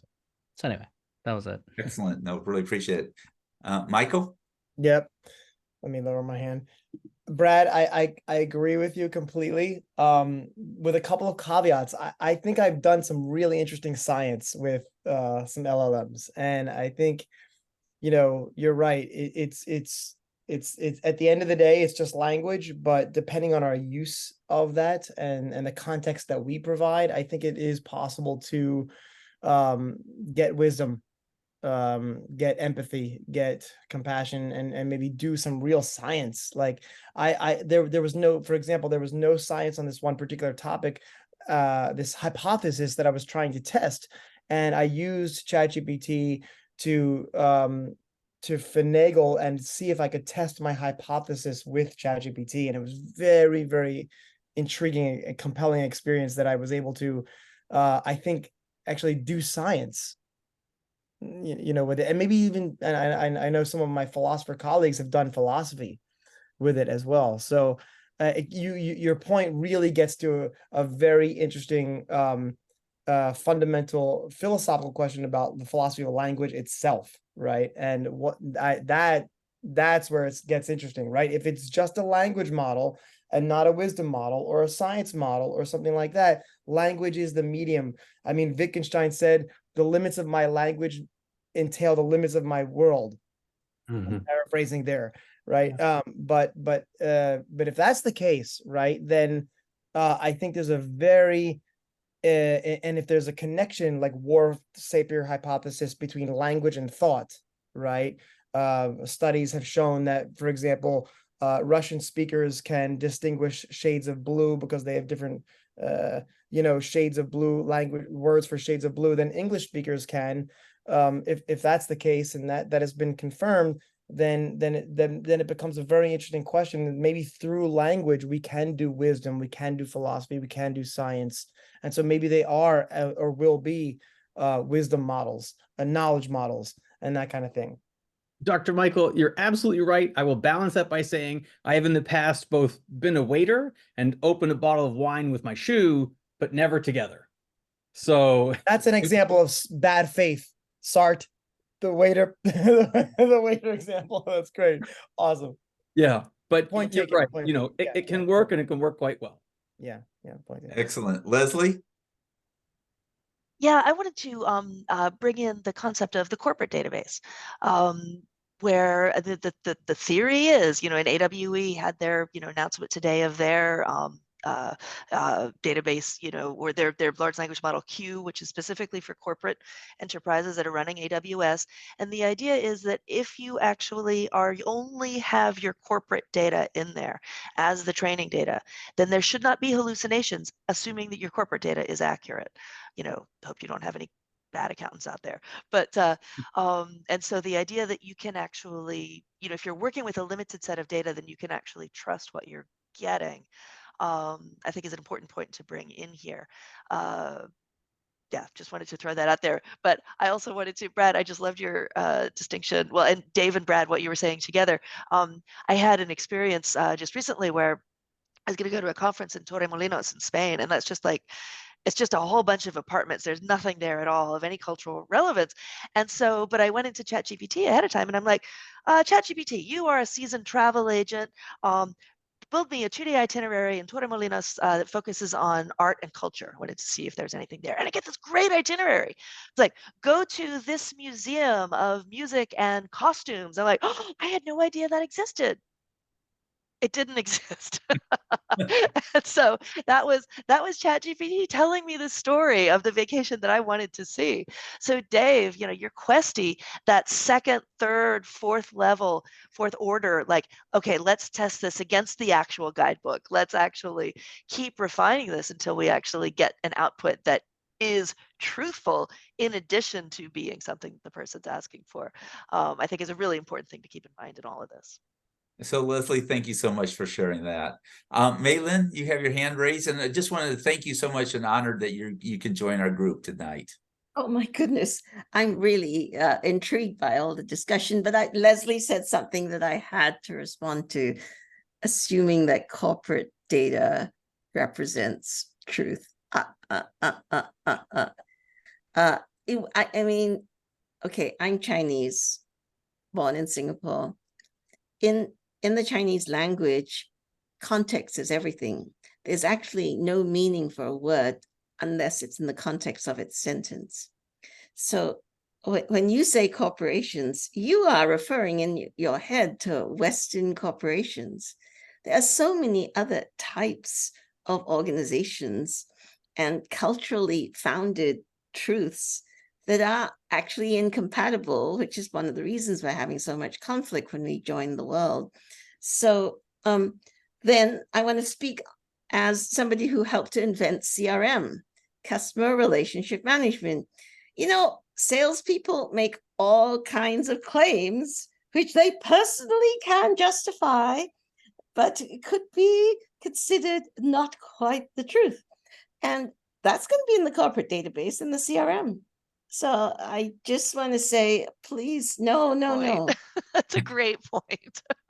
Yeah, I think we have to be really careful about verifiability and epistemology, right? We're not talking about truth here, but we are talking about, can you validate where you got the data from, right? And the other thing, by the way, we didn't talk about, which I think is really interesting, is a bunch of research that's going on right now around using models to do mechanistic interrogation of the models themselves. So, and there's been some really interesting research, like these, LLMs, they're huge black boxes. Nobody really understands what they are. Well, now there's been a bunch of really interesting safety research that's starting to come out, where we still need a lot more, where you can actually use other LLMs to investigate what are these certain weights doing in this particular LLM, and how does that influence the network? And as you fine tune the network, which can happen via a number of different ways, what are the changes, sometimes unintentional, in terms of the answers that you actually get back. So some really fascinating safety research going on there. Well, thank you so much. So now we just want to, Dr. Menino? You're on mute. Thank you. Sorry about that. Thanks, Doug. Thanks, Michael. I actually have to jump, so I just wanted to publicly announce that. And do you mind if I just make one more point? Please. Thank you. I wanted to respond to Dr. Gordon, something that you had said. I completely agree with your idea of breath work and the concept of breath work. And I wanted to bring up this notion of interoception, based on how humans can reduce hallucinations and what impact and implications that might have for this idea of AI hallucinations, and how we could integrate humans and AI in the future. And so interoception is this idea of being aware of what's going on inside your body, like being sensitive to your heartbeat, in muscle tensions, pain, that kind of thing. And it's been shown that people who have higher levels of interoceptive sensitivity and accuracy have higher levels of well-being and have better cognitive processes and cognition. In fact, one study, Dr. Gordon, you were making me think of, recently came out that showed that people who have a weaker gut-brain axis, as measured by heart rate evoked potentials and what's going on in their gut, have poor body image. And so like dysmorphophobia. And so that's an illusion, like that's a hallucination, right? About your image of your body. And so there's a very deep connection between that and your levels of interoception and what's going on. back to the point that Jim was making also about like, and I was making about systematic hallucinations. So breath work and mindfulness can reduce your in the moment ability to, or capacity to have hallucinations or illusions, but systematically, critical thinking and metacognition and paying attention to science and being more scientifically literate, I think can help all of us reduce hallucinations. That's why it's important to, in training data with AI, if we become better critical thinkers, then that training data gets imported into AI and AI can reduce its hallucinations. To Leslie's point, not about reducing creativity and those kinds of things. So I just wanted to add in those thoughts that I was having throughout this conversation and have to jump, but thank you, Doug. Thank you Thanks, for Michael. having me. Great. Yeah, thank you so much. An amazing Appreciate panel. that. It was such an Sure, honor to be Michael. part of this. So Thanks so much. yeah, great and Love it. great seeing a lot of faces again. So take care, everybody. Thank you. So Michael, do you have any comments? Well, I was going to say that the interoception one is so interesting because I was at a talk earlier today, which was almost like the update on the disruption mindset, which had a lot to do with like an emergent mindset, which is we're basically reached that tipping point where we just can't catch up anymore. Like it's over. Like we're never going to catch up. Next collective, we're on AI every single week. We meet for 2 hours on Mondays to tune up on this stuff. And like last week, it was OpenAI, a crisis. This week, it's, you know, the latest app that Dave just showed. I don't even remember the name of it. Like every week, there's something new. And just when we think we've got it, all of a sudden we're tipped upside down and we got to learn another one, another version. And so in a way, like this concept of the emergent mindset means we need to kind of anchor and ground and get embodied. And there's like something hidden in plain sight for all of us that's very necessary for this new era, to get grounded and stay tuned in order to deal with what effectively is an era of overwhelm as we shift from a world that was very fixed. You could learn one thing for 10 years and you'd be good. And now that's gone. You pretty much have to kind of surf constant change. So I think that's really exciting and really fascinating that hidden in plain sight is those Eastern traditions coming and merging in real time, and are there for us, hidden and waiting for us to kind of, in a sense, wake up. So our technology, in effect, is actually pushing us to wake up. Yeah, that's really fascinating. I'd love to hear from Evian on that, because I think you and I riffed on this a little bit. Yeah, look, that's such a great point. You know, I want to just share something with you that we've experienced in my consortium of applied integrated neuroscientists. So when we started off in the brain, it was kind of dirt roads. When I gave up the golden highways of the heart for the brain, it was like there was nothing. And now it's like overwhelming how much information there is. If you look at all the scales of the brain, it's just tens of thousands of bits of information coming out all the time. So my point is this: when we settled on a working model of the framework of how the essence of the brain worked, it allows us to use that lens to apply it to anything across the continuum: mental health, well-being, peak performance, the creativity that Leslie's talking about. So I wonder if with AI, it's going to be something analogous, where when we get a working model, that of course will change and evolve, we see the way that the big picture is kind of what's the sort of, and people choose their own working model. Of course, nobody has a monopoly of wisdom on anything. But anyway, we just found, and we've been doing this for 40 years, that it was a wonderful transformational moment for us when we, as a group, when we could start feeling less panicky about missing all the newest shiny objects, and could sort of more like share so it's coming back to the deductive inductive story, share the deep insights as much as all the newness. And I just think it's just a lesson, and maybe it's just my age, I'm 71 years old now, and seeing that, when you look at the really deep thinkers like Charles Darwin, for example, I'm friendly with his great grandson Chris Darwin, and he reminds me that he just had that constant ability to challenge his confirmation bias,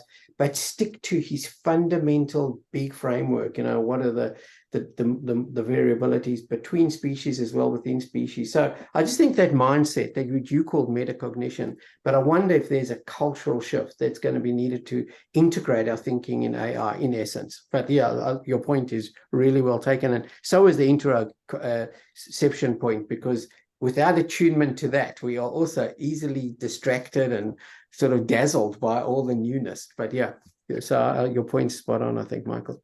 Totally.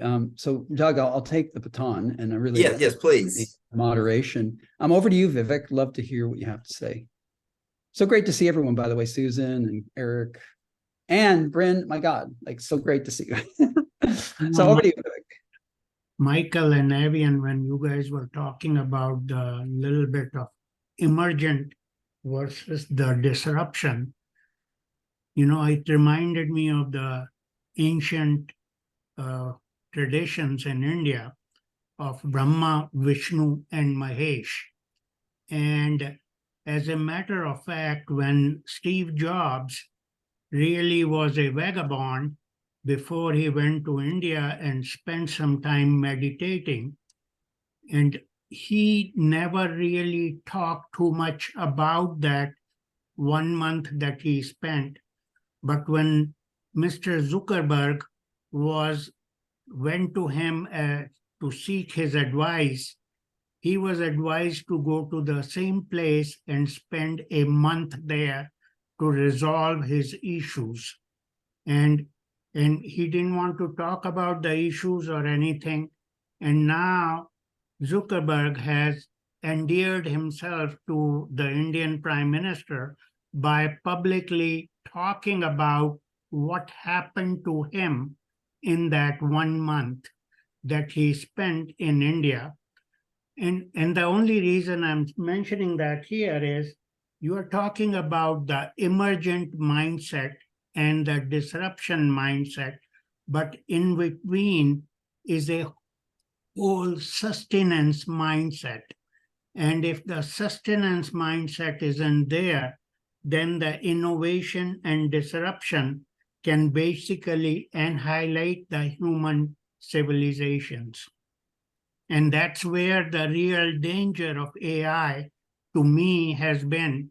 Are we going to make it without any sustenance in between the emerging and the disruption?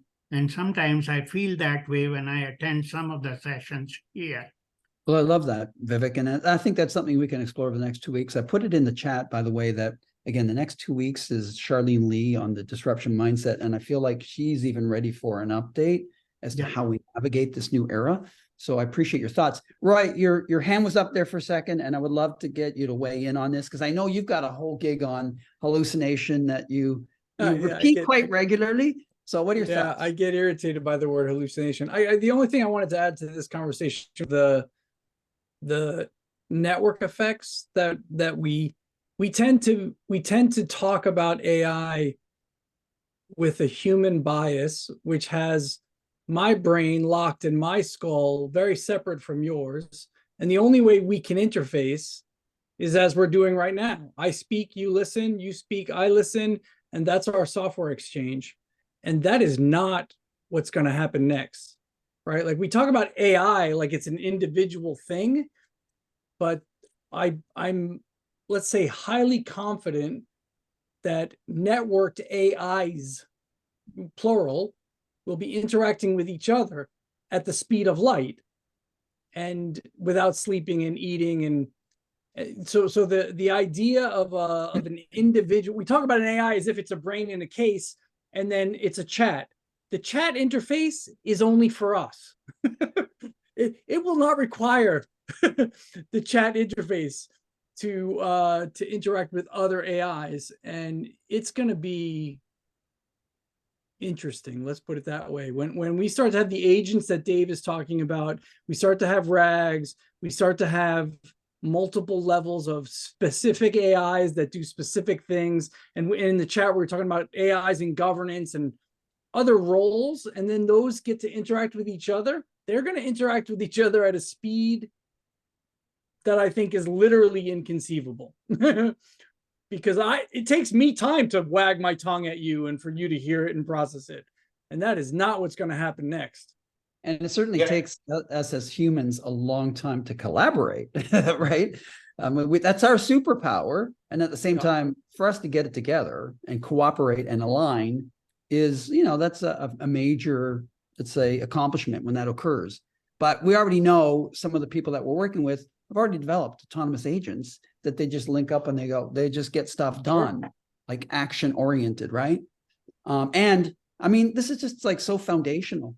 They never turn off, right? Well, one of the They're interesting questions here is like, how do you create hierarchical systems so that you can, for example, have an ethics agent that sits at the top that says, I'm not going to be looking at strategy or tactics, but if I start to see some things that are being requested in terms of resources, I get to determine, wait a minute, is this actually going to harm a human being, or, you know, the like. And the really big question then becomes, when you have these hierarchical systems that can help to deploy different kinds of strategies, which then have different kinds of with different goals and then different tactics and so on and so forth, and it goes up and down the chain, who writes that software? And not that I want to freak everybody out, but what happens when that software starts modifying its own programming in order to be able to accomplish, you know, certain tasks, right? And so, and then we go into nightmare territory. But hey, it's gonna AI. It's gonna be great. What could go wrong? Okay, I'm going to pass it over to Eric. What are your thoughts, Eric? Really looking forward to your reflections on this conversation. Well, mine are pale in comparison to that amazing panel that you and your team put together. That was fantastic. I'm super grateful to be here for this. The reason I raised my hand was thinking about, it gets scary for us when we come up against the idea of AGI and super intelligence, because we cannot go there with it. We can't conceive of it, and therefore we can't imagine ourselves in that. And some people have done that, and the projects like Neuralink exist, I guess, because it's acknowledged that we will have to upgrade in order to meet the challenge of this sort of rapid growth that we can see on the horizon. And we're not talking about that, but I think it's interesting because we have to architect that system. We have to, as we craft the verification protocols and the ethical oversight for the AI and all of these things, and try to map our understanding of how our brains work onto this new kind of intelligence that's emerging. We have to also try to create a scaffold for ourselves to crawl up to that level. I know that's a lot of words, but that's the way I see it. It's like we don't want to be so human centric that we get stuck trying to limit it to our level. I think it's more beneficial to imagine how to uplift ourselves into that framework, so that I also, I guess I hesitate there because I don't want us to upgrade all of the shitty behavior we have into super powerful capabilities. But anyway, so I think it would benefit us to take all the amazing understandings we have now and imagine how we can go there along on this ride instead of have it happen to us. I'll just, Eric, I think you made such a phenomenal point there. I saw that Millian has their hand up, so I didn't want to jump in front of you, Millian. Did you want to say something first? Please continue, and then I'll say. Okay.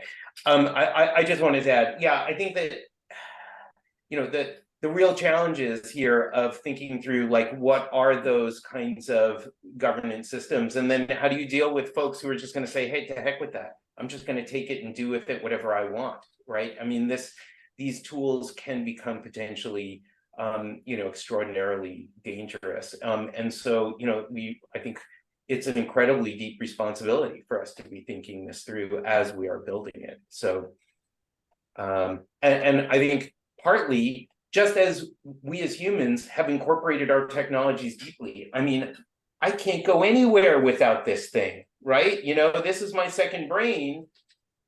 I think that we're going to find that AIs and, these other kinds of interfaces are going to be built more into how human beings do things as well. So it will be a symbiotic relationship, but it'll look very different than what we all expected 20 years ago. Okay, Malin, over to you. I want to bring in a German word, Glockenspiel. Historically, clockwork mechanisms were just as phenomenal in their day as AI is to us, because imagine clockwork, you can have musical instruments playing, you can do all these things, action at a distance, doesn't have to have any people. I could just say, I think I'll do, sorry. And then at the same time, around the same time, musical notation was invented. Musical notation allowed humans to not just do music in the moment or have to memorize music. They could actually reproduce music. And I'm a pianist, and so today I can still play Bach because there's music notation that Bach wrote that I can play. And in fact, if you look at all of music now, notation is fundamental to the creation of new types of music. But people were so excited about clockwork at the time, but clockwork could only reproduce what was retrospective. It could only reproduce music from the past. And I feel like we're at a similar moment here. I brought this up at the Decentralized Web Conference, that we are having our Glockenspiel moment. And the Glockenspiel people could never have imagined trunks, armored tanks, could never have imagined spaceships. And all of that is in the future for us with AI. But humans are still kind of in charge, despite Glockenspiel. And humans also look for joy. And music went in a different direction than just reproducing itself. So I want to kind of give hope that, yes, it is very scary. And we as humans do imagine what machines can do, but the possibility of what humans can do augmented by machines, it is really where we should be heading. So just to build on that, the people that invented clockwork did consider building clockwork humans. And that was a very popular trope at the time. And I'm sure your words brought to mind immediately the song of Olympia from Tales of Hoffmann, where our hero falls in love with a mechanical woman who then has to be wound up all the time. So yes, I think that was a very common trope to think of that, but that was a great comment. Thank you. Susan? Yeah, go ahead, Susan. Yeah, I thought I'll just throw in one thought about actually when I went to China, one of the comment my brother told me about watching US movie or Western hero movie versus a Chinese internal movie, which at the moment there is, because of COVID, there is actually a genre of Chinese produced epic movies that no longer targeted to foreign outside world. It is all the theme and everything, all the contents are within China, and that's sufficient for them. So those movies, the difference is the hero in Western movies is always this single person able to save the world. There is this one person who solve all the problem. While Chinese movie, the heroes is always a collective. So that got me thinking, like when I'm thinking about AI, at the moment, a lot of the discussion is because our mindset is there is an individual privacy or protection and us versus them, that sort of mindset. But what has been produced is actually a collective consciousness or something that maybe we need to rethink our mindset in terms of what the future will be. It's much more collective, maybe. That's just a thought. I mean, that's an exciting and optimistic idea. That's something we can definitely explore over the next 2 weeks with Charlene Lee. I think that idea that's something that's on offer, which is beyond our, I mean, it's the best of what we can be, but it kind of facilitates us. It connects us up in another way at the next level. I love that, Susan. Great to see you, by the way. And glad you're back. And we want to know more about your trip to China and what was going on. And we, by the way, collectively, we were talking in the WhatsApp group today about organizing a trip to China, delegation to China. So stay tuned. We're going to work on that perhaps into early 2024.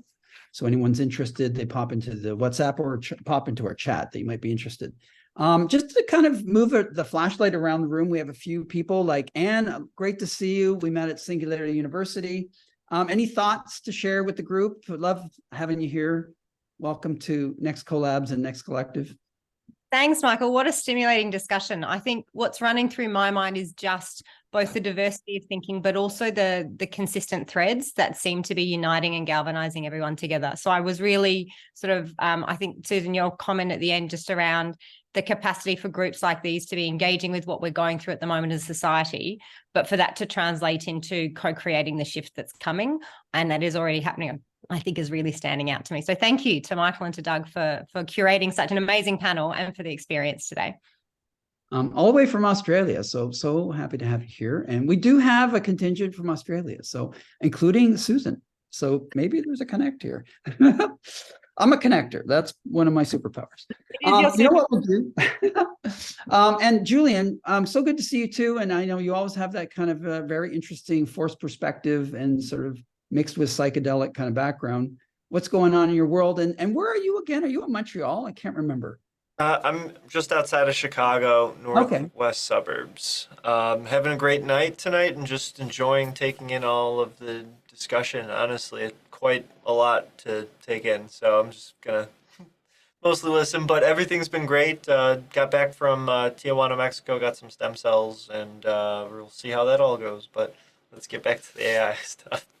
Super cool. One of the things that we're going to do is we're going to take this particular panel discussion and we're going to attempt to surface it and put it out into the world, some of the thoughts and ideas that we have here, especially around this idea of the continuum. That was, I thought, so wonderfully illustrated by Leslie. I think you really captured the spirit of what's possible. Like I was just thinking like a diagram, but I love the way you pictured it in 3D using all the new tool sets. So lots of possibilities. Maybe we need to connect up with Dave and like animate that thing too, which we can do. And let's present it on Monday and Monday AI. And then finally, Kelly, I see you and I just wanted to say hi and where are you in the world? I'm in Kansas City. I actually am at the University of Kansas Health Center, or Health System, rather. So, and I guess you're aligned with Doug. I assume that you guys are in the same backyard. I've certainly seen your name, Doug. Yeah. I don't think that we've actually met. So okay, there's another big place. Yeah, it's a large place. But this is a fascinating topic, and I've enjoyed listening to all the thoughts, and it's definitely stimulating a lot of thoughts of my own. So, well, wonderful, great to have you here. And then finally, Beverly Hanson, where are you in the world? I am in Birmingham, Alabama, and so I found this evening so stimulating and interesting. I do work in the neuroscience world with Evian. And so just different ways you can think how this could apply to what we need in a clinical setting. Just an awesome discussion. I can't believe we're together. Wow. I mean, what's so nice is bringing these 6 thought leaders together and then like intersecting them. And then I think we're something has come out of it, emerged out of this. And I think we can all kind of get on this and maybe co-collaborate to come up with a kind of summary that we can, put out there in the world and a few diagrams. To work with it. So I'm going to pass it to Brad Rochefort, who will just give you kind of an overview of what is Next Collabs and how you could get onto the next 2 weeks with Charlene Lee. I think it's going to be a really special session to have her close in. As I said, she's like a Harvard MBA. She's been working with Fortune 500, 100 for the last 25 years.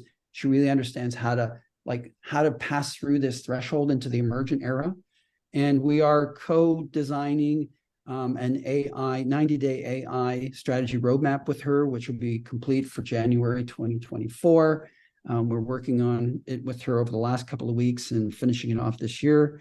I think it will be talking about that in week 2 on, what does Mindset Plus A look like?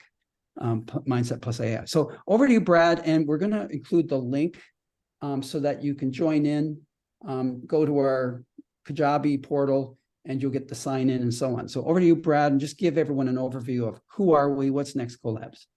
Thanks, Michael. Thanks, Doug, for hosting a great evening. Thanks to all of our guests. This was such a fun night. Usually this space is about a book, but it seems like we've got a bunch of authors today. It's super exciting. I'm going to put in the chat the link to the Next Collabs, Next Collective, which is our group that meets in different capacities. Michael and Waverly and I were talking about this earlier today. We've sort of gathered around what we're hearing, what we're learning, what we're reading, what we're attending, and what we're thinking, and sort of move those to different days. On Mondays, we gather and talk about what we're hearing. On Tuesdays, what we're learning. On Wednesdays, we talk about what we're reading. And what we're reading this month is author Charlene Lee's Disruption Mindset. She's got an upcoming book. I believe this is her 10th or 11th book. As Michael said, she's a Harvard MBA. She's got decades of experience in the consulting group, and she's recently joined the Next Collabs Collective. I want to emphasize to all the people who regularly show up, it's great to see you, and to the people who are just showing up now, we hope to see you again, because this is a really beautiful community that is full of life and excitement. And Michael and Waverly have created this and named it so well as Next Collabs. They definitely focus on what's next. And they just seem week after week, month after month, to be bringing to the table with, humility, what's next, and just sort of opening it up. Like, we don't know for certain, but we'd all look together and shine our lights towards it of what's next. And then the collabs is that it's both a lab and it's a collaboration. And I find that when you show up, you get both experiences, a lab and a collaboration. That's why I've been showing up for the better part of the entire year. And I encourage you, if you haven't, to show up next Wednesday and the Wednesday after. Michael and Waverly are offering the guest pass. So in the link in the chat is the nextcollabs.io. Next Collective at the bottom is an apply now. Just pop your name and email in there, and you can get a guest pass to show up. It is the same night. It is the same time, wherever you are in the world. And we do the same thing with most of the same people. We have a very lively conversation, and we're going to be accompanied by Charlene Lee, the author herself. So we'll get great insight into what's next. Her roadmap for AI is understanding how to incorporate AI into organizations, not just with strategy, but with tactics. How do you actually do that? How do you turn the corner in 90 days on artificial intelligence? So this is a nonfiction book flow, because the name book flow makes you think maybe it's fictional books. Sometimes we do fictional books, but broadly speaking, the book flow is the reading part of the Next Collabs. We also do consulting. We also do different things that you can imagine. But what we're inviting you to join to start with is the coming 2 Wednesdays, and then everyone, panelists included. Come join us, because this is a rare opportunity to get like a 20 or so person room with the Harvard MBA 10-book author's upcoming book, and meaningfully interact with her as she writes and finishes the book. It's very exciting. It is absolutely what is next. It is absolutely a collaboration of minds, and it's absolutely a lab where you can understand where is the future taking us, and can we all put our thumb on the wheel, even just for a second, and feel like what it's like to be at the forefront. Yeah, thanks so much. Yeah, Thanks I'm excited. I think the idea is that we can all kind of collectively shape the future consciously together. That's our kind of tagline. And, I think many of us have really, really enjoyed this session tonight. Thank you, Evian. Thank you, Jim, Dave, Leslie. Who else we got here? Just the whole crew. Doug, you did an absolutely beautiful job of moderating it, and really had a productive session. Congratulations. Really, this is just so everyone knows, we have a panel discussion every month now, moving into 2024. The next one is going to be about AI governance models.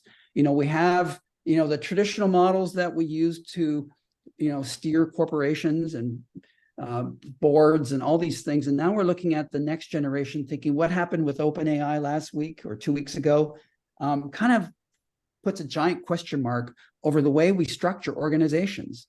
And what happens if we bring blockchain into this and we evolve it along with the technology? So those are some of the questions that we're going to, let's say, explore in the next panel discussion. So stay tuned on that. So look forward to possibly seeing some of you or all of you next week with Charlene Lee. Thanks again to all our speakers. Harvey Castro, I think he left. So all the best, everyone, and enjoy the rest of your evening. Thanks, everyone.